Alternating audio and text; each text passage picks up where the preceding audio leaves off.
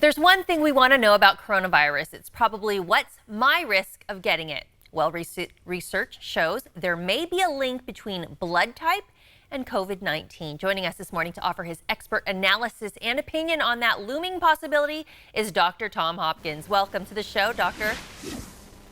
Here. Morning. Well, I think this is fascinating. Researchers have found your blood type may play a role in whether or not you contract COVID-19. Exactly what are researchers discovering?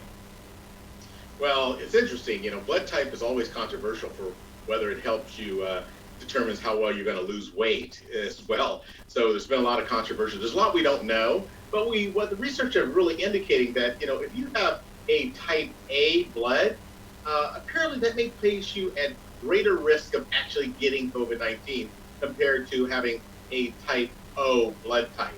A lot of is not really known what the association with that. It may be that people who have type A have a different type of immune response, so therefore they're more susceptible than those who have O, who maybe have a more robust immune response. But we really don't know that definitively. So right now, it's not something you go out and get tested to see what your blood type is to determine your risk. Right, and you don't let your guard down just because you're a B or an O or whatnot. What about the other factors which we're discovering can affect someone's chances of getting the virus? Well, there's a whole bunch of other factors that we're talking. Well, one of the things that has not changed, Aubrey, is that, if you are in poor health status, that's probably your greatest risk. Your greatest risk is also how much you are exposed to someone. We really don't know how this is going to be transmitted, who's the risk, and whether immunity is naturally there. But we do know that the more exposure you have, the greater your risk of having this. And the other thing is very, very important about immunity. Our bodies are made of two different types of immunity. There's the antibody type immunity, and then the cell type immunity. And we have both of those components in our system, and we don't really know which one is going to be stronger to protect you against COVID-19. We don't know that right now. Right. Well, another issue that's been coming up is a reported shortage of available tests, including here in Sacramento. What are you telling people who need to be tested, but maybe they're having trouble getting one? Well, I tell you, I think that's the reality. If you're worrying a lot, there's plenty of tests. The reality is it's hard to get a test. So what I would really say, folks, is you have to be very resourceful. Know in your community where you can get a test, where you're going to be able to get one readily. Understand there's going to be a wait. The smart thing to do is this. If you think you have symptoms and you really need a test, you'll get a test. If you're someone just trying to have curiosity, think, well, I just want to be tested, I really think that that's probably something that's really burdened the system where we have a higher demand in tests than we have the availability. So we all have to do our part in making sure if we're going to get tested, be tested for the right reasons. And if you really are sick, have any of the symptoms we talked about, stay home, self-isolate, and continue facial covering, wearing masks, social distancing, and good hand hygiene. We have to continue to do those things. Yeah, you can't say that enough.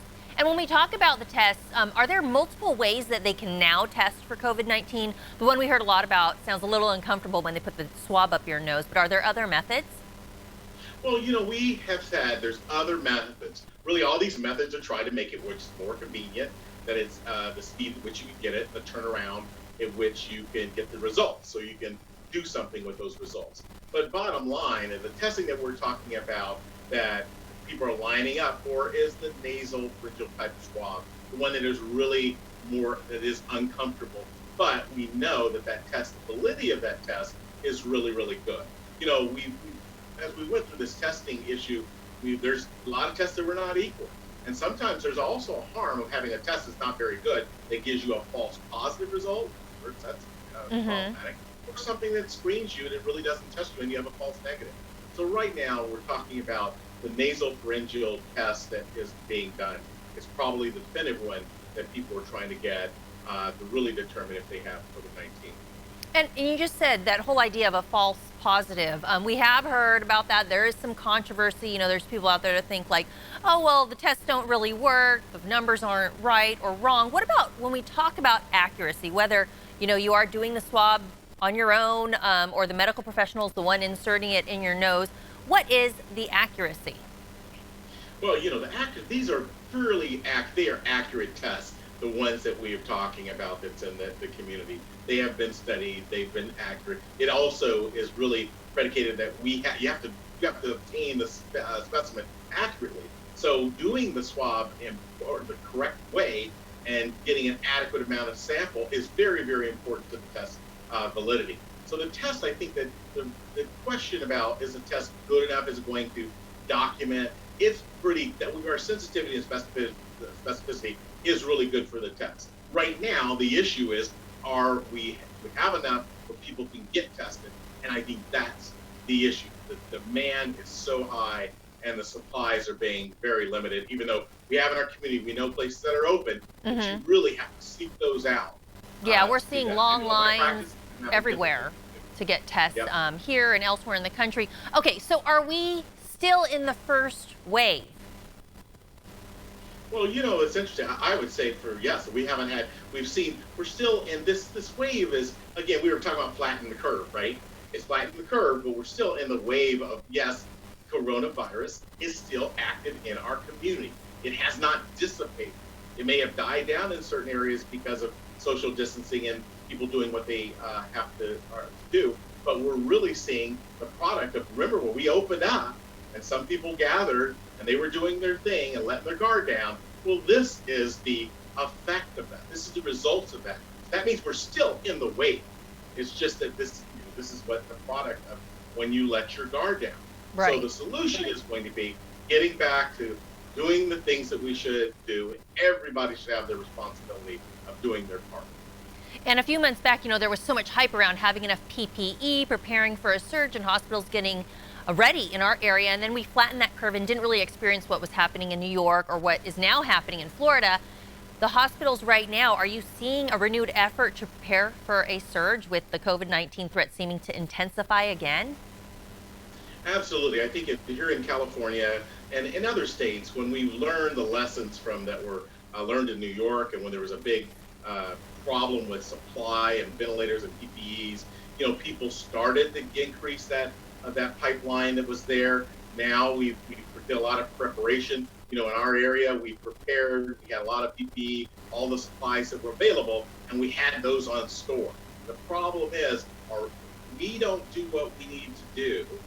We will see that we're going to tax that system. We're going to overwhelm our PPE again. We're going to overwhelm our ventilators and our ICUs. So we really have to do things to mitigate the spread by our behaviors, and that's what we have to do. So we have supplies now, but in hotspots, as you've seen across the country, when we really tax those efforts and there's more cases, more hospitalizations, hey, we tap back in that supply and we can almost get to where we were before what we've seen in New York. I agree. We cannot be passive. We've got to be active about stopping this. Now, yesterday, Governor Newsom, he ordered all those counties in California. We need to close indoor operations at, our hair salons, barbershops, and gyms. There's also talk about schools reopening. What do you feel is the right decision? Did he make the right decision yesterday by saying that certain businesses had to stop those indoor operations?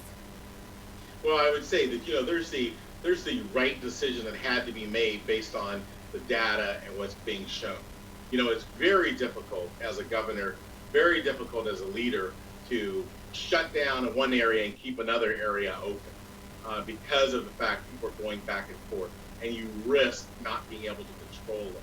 If you really want to control a pandemic like what we are in now, you've got to shut things down and do things appropriately in a very staged fashion, which we've learned from before. So it's unfortunate. Businesses are hurting.